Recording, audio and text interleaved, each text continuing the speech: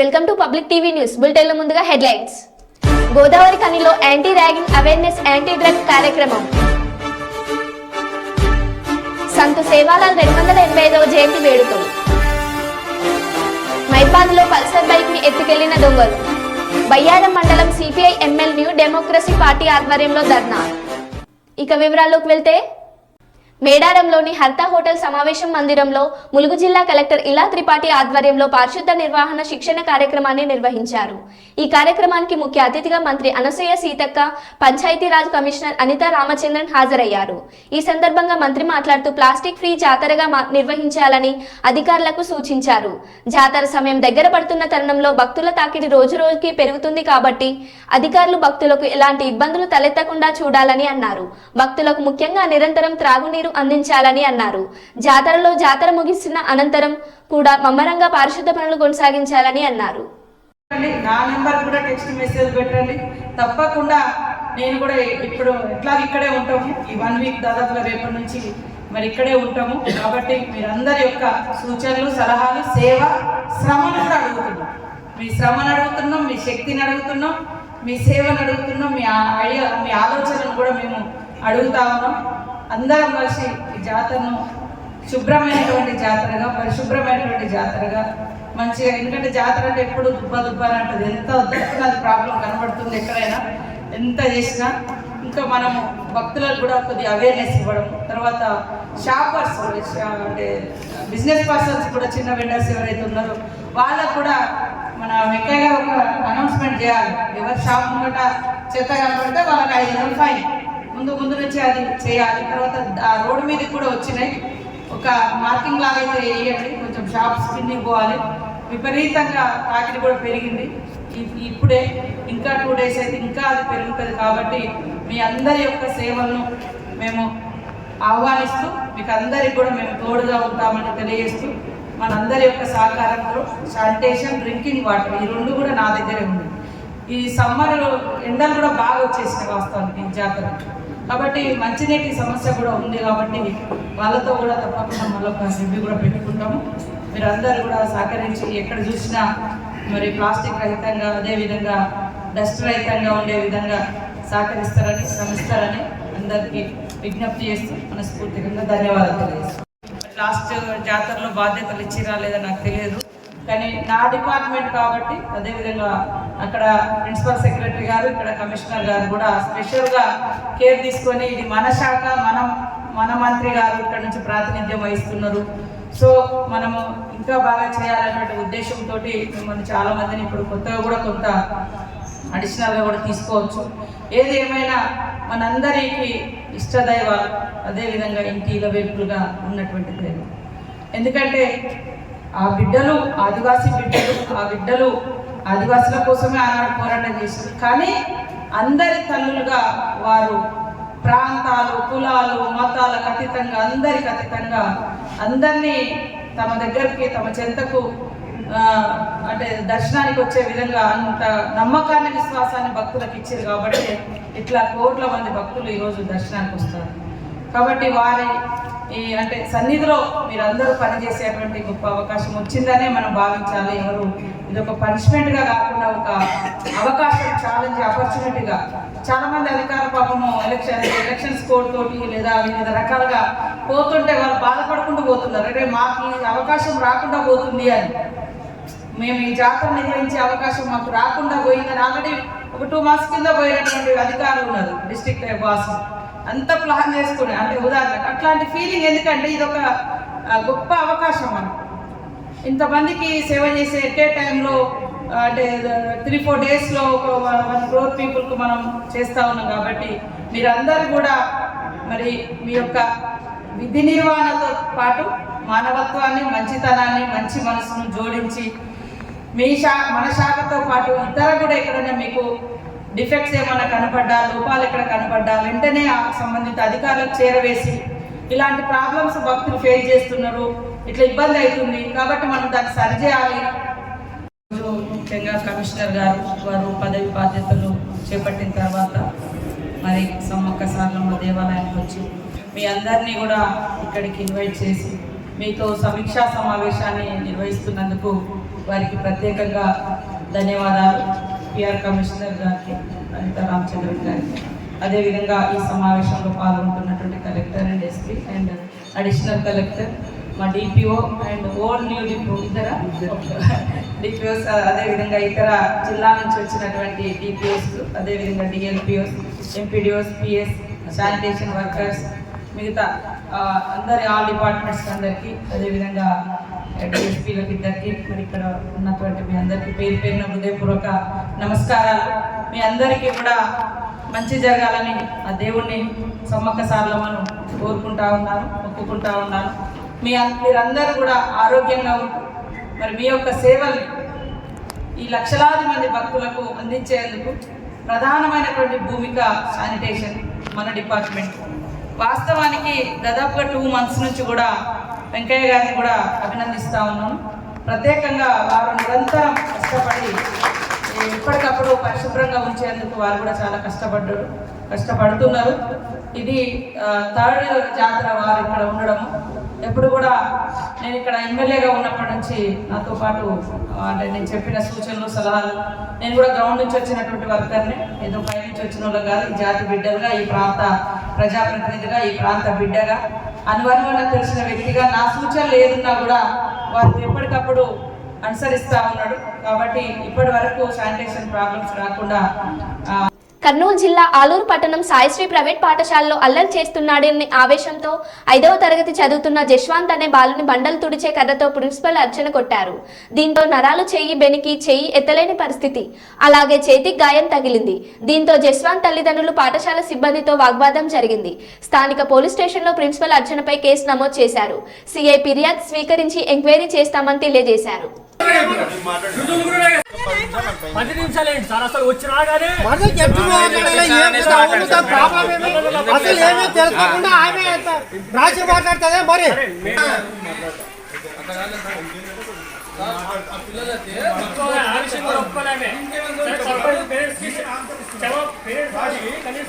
అవును ఏమో చేసిన తప్పైంది తెలీదు అని చెప్పి చెప్పాలి, కానీ ఆయన చెప్పినాడని చెప్పేసి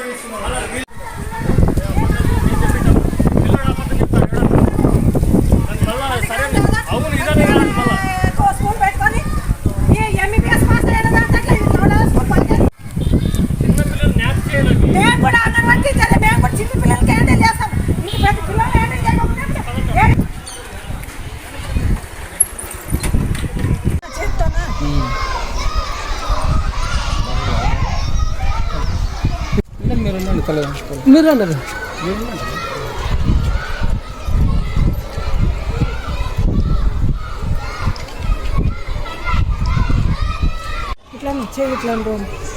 అదే కాదానికి మా వాడేమో స్కూల్ తప్పించుకునే ఇది చేస్తాం.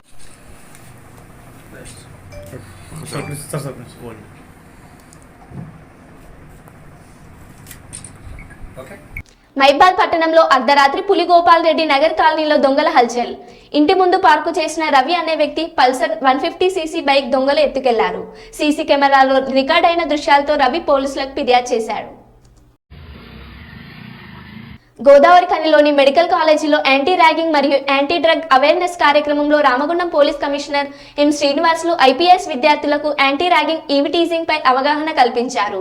ఈ సదస్సుకు సుమారు 400 మంది విద్యార్థులు పాల్గొన్నారు. వారి చేత యాంటీ ర్యాగింగ్ ప్రతిజ్ఞ చేయించారు.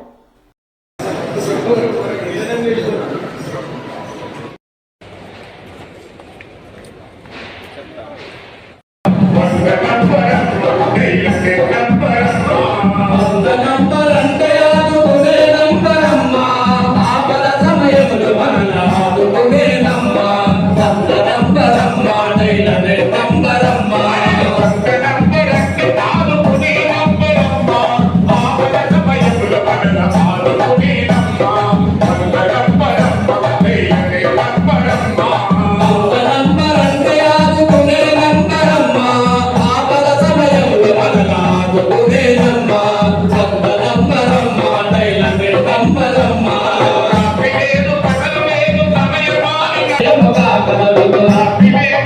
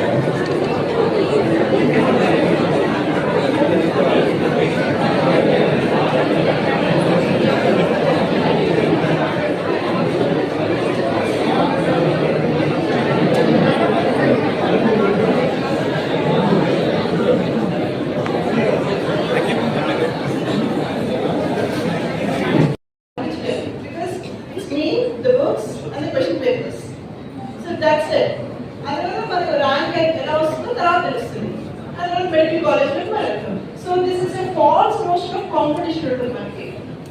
Everything false notion అంతా competition of వాడు బాగా తెలుస్తుంది, ఈ అమ్మాయి బాగా తెలుస్తుంది. మనం it's not like that. This is a vast subject. మనం అంతా చదివి తర్వాత it's me on the question paper and they test it.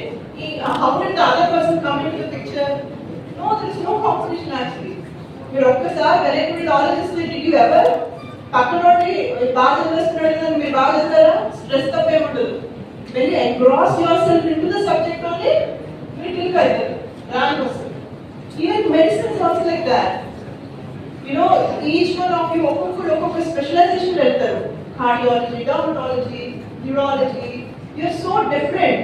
You come together, బయట సొసైటీలో I'm telling you that real frogs in wells.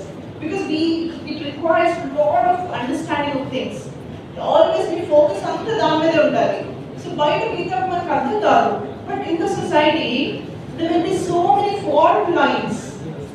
Divisions in the name of religion, in the name of class, in the name of caste, in the name of color, in the name of tall or some kind of census mankyata, some kind of belief system. So ఈ fault lines and what I call is ఇదన్నీ identities అన్ని బయట చేయాలి. కాలేజ్లోకి వచ్చాక I'm this, I'm a medico of this particular college. That's it. The only identity that you have is a medical, that's it. So అప్పుడు ఏంటంటే పక్కనోడి తక్కువ చేయాలి, నేను ఎక్కువ వాడిని చేయడం వల్ల నేను ఎక్కువ.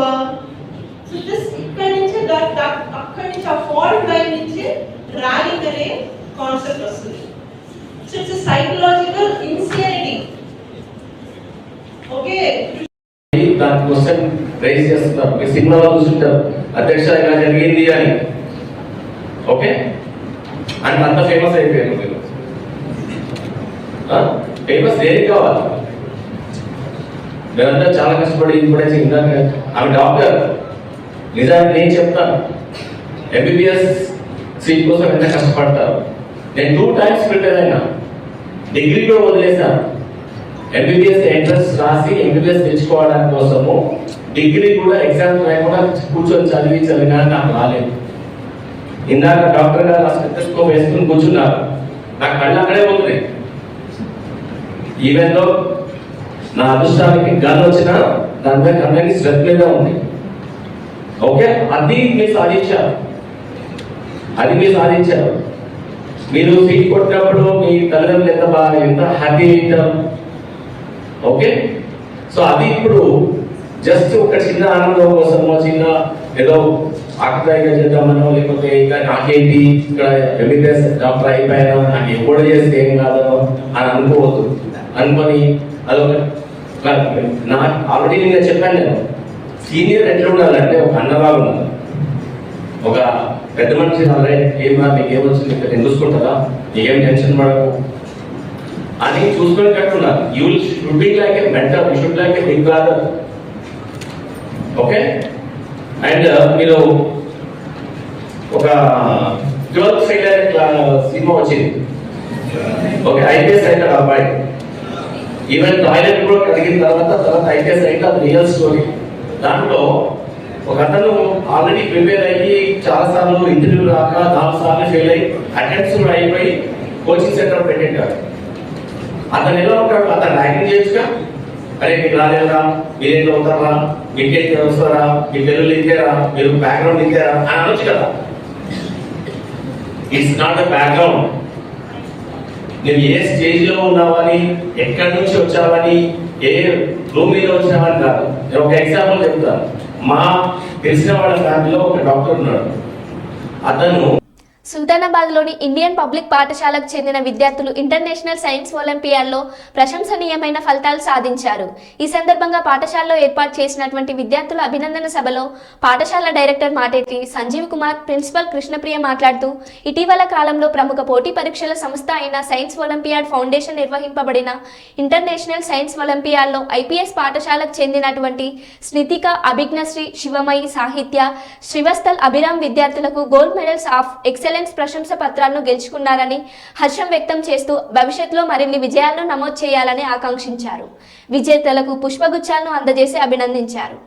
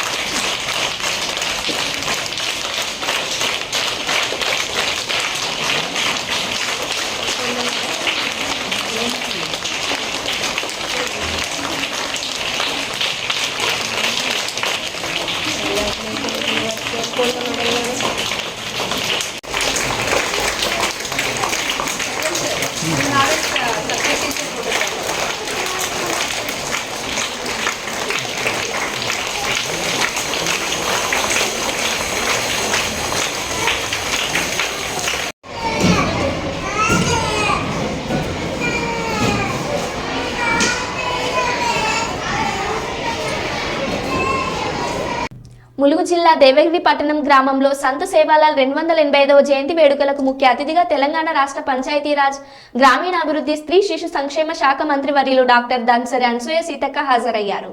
ఈ సందర్భంగా సీతక్క మాట్లాడుతూ యావత్ భారతదేశం గర్వించదగ్గ ఆధ్యాత్మికవేత్త సేవాలాల్ మహారాజ్ అని, సమాజానికి ఆయన చేసిన సేవలను కొనియాడారు. గిరిజనుల సంక్షేమానికి ప్రభుత్వం కట్టుబడి ఉందని అన్నారు. 285 సంవత్సరాలకు కూడా మరి జాతులు వారు మనకు చేసినటువంటి సేవను మర్చిపోకుండా గుర్తు చేసుకోవడం అనేది ఈనాటి తరానికి అవసరం. ఎందుకంటే చరిత్రలో ఎంతో మంది మహనీయులు ఆయా జాతుల కోసం, ఆయా కులాల కోసం, ఆయా ప్రాంతాల కోసం పరితపించారు. కానీ వారికి మనం ఏమి ఇవ్వాలి అంటే వాళ్ళు ఇచ్చినటువంటి ఆదర్శాలు, వారు ఇచ్చినటువంటి గొప్ప విధి విధానాలను మనం అనుసరించి సమాజంలో అంతరాలు లేకుండా, అఘాయిత్యాలు జరగకుండా వారిచ్చినటువంటి బోధనల యొక్క వారిచ్చినటువంటి మరి దారిలో నడిస్తే సమాజంలో అంతా కూడా సంతోషంగా ఉంటుంది. కాబట్టి ఈరోజు సీఎం రేవంత్ రెడ్డి గారు కూడా మరి వాస్తవానికి నేను కూడా అక్కడికి వెళ్ళాల్సింది ఉండే, మనకి ఇటు జాతర పనులతోటి నిన్న జరగాల్సినటువంటి ట్రస్ట్ బోర్డు ఎన్నిక ఈ రోజు అవడంతో మరి నేను ఇక్కడ ఉండిపోవాల్సి వచ్చింది. నేను అది చూసుకొని ఇటు వద్దాం అనుకున్నా, కానీ ఇది కూడా 11 గంటలకు అయ్యేసరికి అటు పోకుండా అక్కడ ప్రోగ్రాం పొద్దున్నే 9 గంటలకు అయింది అసెంబ్లీ ఉండడంతో. సో అట్లయినా మరి నేను ఎప్పటికీ ఇటే వస్తున్నా కాబట్టి దేవుడు నన్ను ఇక్కడికే ఉండాలని ఇటు పంపించిండు. ఆయన సీఎం గారు అక్కడ ఉంటాడని ఆయన అక్కడికి పంపించారు. కాబట్టి గతంలో కానీ ఇప్పుడైనా సీతక్క ఎప్పుడు మీ సీతక్కనే. తప్పకుండా ఈరోజు నాకు ఇచ్చినటువంటి అవకాశం ఏదైతే మంత్రిగా ఉన్నదో అవకాశం కేవలం ప్రజలకు సేవ చేయడానికే తప్ప మన వ్యక్తిగత అవసరాల కోసమో వ్యక్తిగతం కాదు. తప్పకుండా మీరు ఇచ్చినటువంటి ఏదైతే మరి రోడ్డుకు సంబంధించినటువంటి శ్మశాన వాటిక, అదేవిధంగా ఇంకే సమస్యలున్నా కూడా ఇవ్వండి, చేసి పెడతానని కూడా ఈ సందర్భంగా తెలియజేస్తూ, ఎన్ని ఆస్తులు వచ్చినా ఎన్ని అంతస్తులు వచ్చినా ఎవరి జాతి వారి యొక్క తరాలను, తాతలను, ముత్తాతలను, గురువులను గుర్తుపెట్టుకొని భవిష్యత్ తరాలకు అందియాలి. ఎందుకంటే అప్పుడే మరి వారు ఇచ్చినటువంటి గొప్ప సన్మార్గం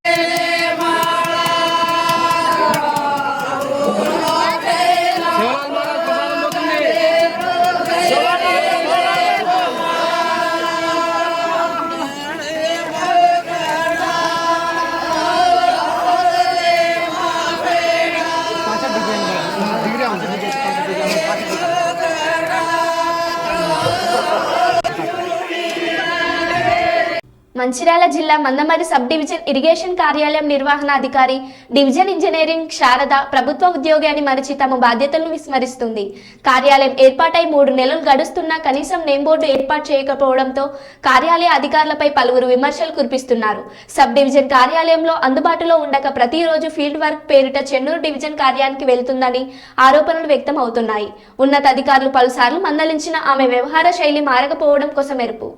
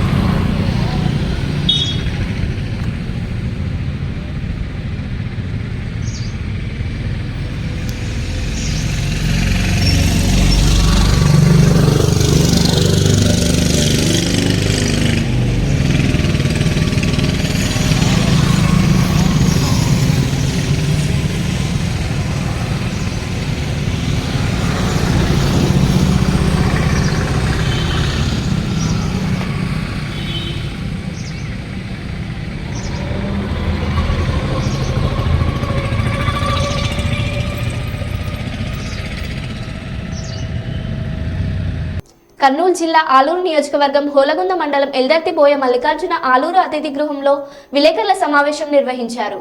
విలేకరులతో మాట్లాడుతూ గతంలో 20 ఏళ్లు టీడీపీలో ఎల్దర్తి గ్రామ సర్పంచ్ ప్రజాసేవకుడిగా ప్రజలకి సేవలందించాను. టీడీపీ అధిష్టానానికి నా అభ్యర్థనని విన్నవించాను.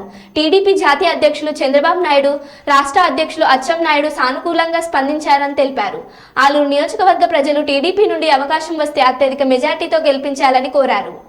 ఆలూరు నియోజకవర్గ ప్రజలకు సేవ చేయాలనే ఒక మంచి ఉద్దేశంతో మన సోదరులు ప్రజాసేవకుడైనటువంటి మల్లికార్జున గారు, అదేవిధంగా మన సోదరులంతా కూడా ఈరోజు కలిసికట్టుగా ఒక అభివృద్ధి కోసం, ఆలూరు అభివృద్ధి కోసం ఈరోజు తెలుగుదేశం పార్టీ అధిష్టానం అయినటువంటి రాష్ట్ర అధ్యక్షులు అచ్చెన్నాయుడు గారిని, మీడియా మిత్రులకి మన నమస్కారం. నేను ఎల్ఆర్టీ పి మల్లికార్జున. గత 20 సంవత్సరం నుంచి ఈ టీడీపీ తరఫున పోరాడుతూ వచ్చాను. అదేవిధంగా 2013లో సర్పంచ్గా గెలిచినాము. అదేవిధంగా జడ్పీటీసీగా పోటీ చేశాము. అంతేకాకుండా మొన్న సేవా కార్యక్రమాలు ఎన్నో ఆలూరు తాలూకా ప్రజలకి, మన ఎక్కడ బీద ప్రజలకైతేనేమి, దాన సంస్కారాలకైతేనేమి ఎన్నో కార్యక్రమం చేస్తూ వచ్చాను. అదేవిధంగా మన టీడీపీ పార్టీ మన ఆలూరు నియోజకవర్గం నుంచి వాల్మీకికి టికెట్ కేటాయించాలా అని అధిష్టానం నిర్ణయం చేసింది. అందు భాగంగా నేను రాష్ట్ర అధ్యక్షుడు అచ్చెం నాయుడు గారిని కలవడం జరిగింది. అదేవిధంగా బీది రవిచంద్ర యాదవ్ని కలవడం జరిగింది. అదేవిధంగా సోమశెట్టి గారిని కలవడం జరిగింది. అదేవిధంగా బీటీ నాయుడు గారిని కలిసి ఆలూరు టికెట్ నాకు ఇవ్వాలని అడగడం జరిగింది. వారందరూ కలిసి సానుకూలంగా నాకు స్పందించి, నీవు ఆలూరు తాలూకాలో ఇంకా మిగతా గ్రామస్తులుగా ప్రజలు కానీ వాళ్ళతో కలిసి కలసాలని చెప్పడం జరిగింది. నాకు ఎమ్మెల్యే ఆలూరు తాలూకా టీడీపీ తరఫు నుంచి ఎమ్మెల్యే టికెట్ కేటాయిస్తే వైసీపీ ఎమ్మెల్యే అభ్యర్థి ఆయన ఇర్పక్షి గారిని 30,000 మెజార్టీతో ఓడించడం జరుగుతుంది. అదేవిధంగా 25 సంవత్సరాల నుంచి టీడీపీ పార్టీ నుంచి మన వాల్మీకి ఎప్పుడు టికెట్ ఇవ్వలేదు, ఆలూరులో గెలవలేదు. అదేవిధంగా ఆలూరు తాలూకా నాకు టికెట్ ఇస్తే 30,000 మెజార్టీతో నేను గెలుస్తానని, చంద్రబాబుకి మొదటి గిఫ్ట్గా ఆలూరు తాలూకా నుంచి నేను ఇస్తానని ఈ సభాముఖంగా నేను చెప్పడం జరుగుతుంది. నాకు కాక వేరే వాళ్ళకైనా అధిష్టానం మన పార్టీ టీడీపీ పార్టీ తరఫు నుంచి ఇస్తే నేను వాళ్ళకి కృషి చేసి అత్యధిక మెజార్టీగా గెలిపించి చంద్రబాబు నాయుడు సార్కి గిఫ్ట్గా ఇవ్వాలని కోరుతూ సెలవు తీసుకుంటాను. అజ్ఞాత దళనేత న్యూ డెమోక్రసీ రాష్ట్ర కార్యదర్శి అశోక్, వరంగల్ జిల్లా కార్యదర్శి గోపి మరో 2 నేతలను పోలీసులు అక్రమంగా అరెస్టు చేశారని, వారి ప్రాణాలకు హాని తలపెట్టకుండా వెంటనే విడిచిపెట్టాలని డిమాండ్ చేశారు. బయ్యారం మండలం గంధంపల్లి గ్రామ సెంటర్లో రాస్తా రోకో నిర్వహించారు.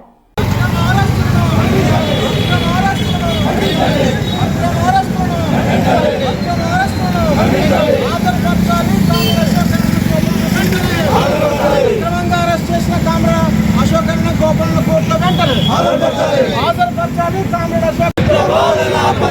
అరెస్టులు సాగించి విడుదల చేయాలి కామ్రేడ్ అశోక్ గోపిని తదితరులు వెంటనే విడుదల చేయాలి. కామ్రేడ్ అశోక్ గోపిని తదితరులు వెంటనే సిపిఎంఎల్ లీడర్స్ నాయకులు కామ్రేడ్ గోపి అశోక్ తదితరులు వెంటనే అక్రమంగా చేసిన సిపిఎంఎల్ లీడర్స్ నాయకులు వెంటనే అక్రమంగా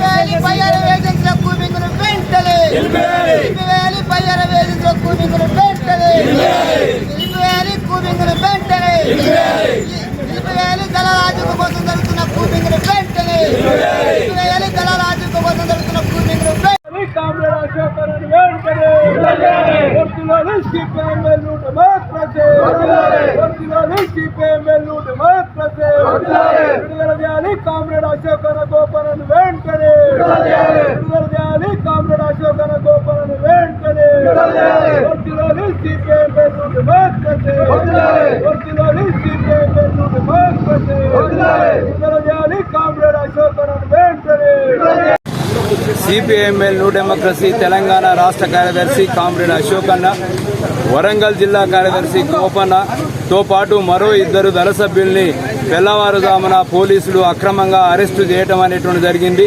అరెస్టు చేసినటువంటి కామ్రేడ్స్ యొక్క ఆచూకీ ఇప్పటి వరకు కూడా పోలీసులు తెలియజేయనటువంటి పరిస్థితి కనపడతా ఉంది. కామ్రేడ్ అశోక్ అన్న, గోపన్న ప్రాణాలకు ప్రభుత్వం హాని తలపెట్టేటువంటి పరిస్థితి కనపడతా ఉంది. కావున కామ్రేడ్ గోపన్నని, అశోక్ అన్నని తదితర 2 దళ సభ్యుల్ని వెంటనే బేషరతుగా కోర్టులో హాజరుపరచాలని చెప్పేసి CPIML new democracy party demand చేస్తూ ఉంది. కామ్రేడ్ అశోక్ అన్న చిన్నతనం నుండే ప్రజల కోసం, ప్రజా ఉద్యమాల కోసం అజ్ఞాత జీవితాన్ని కొనసాగించడం అనేటువంటి జరిగింది. ఆనాటి నుండి నేటి వరకు వందలాది సమస్యల్ని పరిష్కరించడంలో తన పాత్రని పోషించడం అనేటువంటి జరిగింది. కామ్రేడ్ అశోక్ అన్న పోడు భూములని పంచి పేద ప్రజలకు పంచిపెట్టడం అనేటువంటి జరిగింది. అట్లా ప్రజా సమస్యల కోసం పరిష్కారం కోసం పనిచేస్తున్నటువంటి నాయకుల్ని అరెస్టు చేయడం అనేటువంటిది దుర్మార్గమైనటువంటి చర్య. కాంగ్రెస్ పార్టీ అధికారంలోకి రాకముందు నక్సలైట్లుంటే బాగుండు అని చెప్పేసి మాట్లాడినటువంటి రేవంత్ రెడ్డి నేడు నక్సలైట్లని కూపింగ్ల పేరుతోటి అరెస్టు చేయడం అనేటువంటిది దుర్మార్గమైనటువంటి చర్య. ఈ చర్యను ప్రజలు, ప్రజాస్వామిక వాదులు, మేధావులు ముక్త ఖండంతో ఖండించాల్సిందిగా కోరుతా ఉన్నాం. అరెస్టు చేసినటువంటి కామ్రేడ్స్ ని వెంటనే బేషరతుగా కోర్టులో హాజరుపరచాలని చెప్పేసి డిమాండ్ చేస్తా ఉన్నాం. మరో బులెటిన్లో మళ్ళీ కలుద్దాం. Keep watching.